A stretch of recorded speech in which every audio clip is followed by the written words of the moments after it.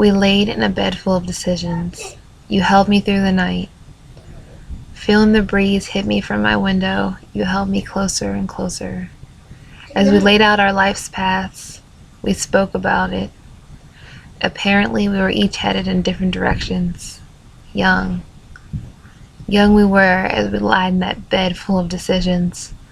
We had faith that even though we were headed in different directions, our love would somehow keep us together. We'd always have that common meeting ground, our love.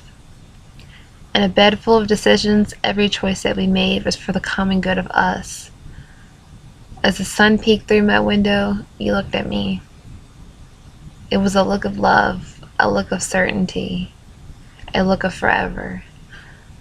Your hand swept my hair from around my ears. With a whisper of your raspy voice, I read your lips, and my ears heard the same, no matter what.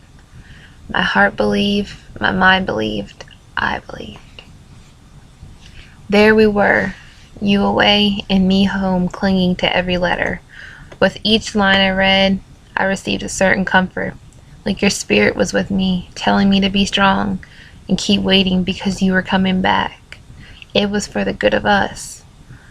Reading I love yous and I miss yous, I imagined the bed I laid on, reading your letters, the same bed that was once full of decisions, now filled with worries and I miss yous. I remained where you left me, my heart untouched by another, my body untouched by another, and my mind focused on you.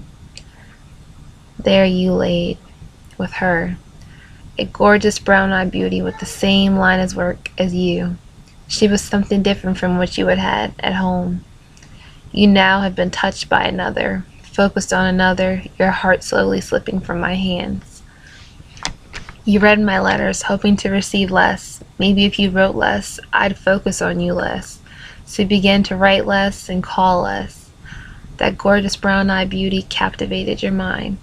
Meanwhile at home, I laid in a bed full of uncertainty, clinging in the past disappointments, coming every day that I didn't hear from you, trying to build a million excuses for you since you weren't giving me any. Here we stand. You're home now.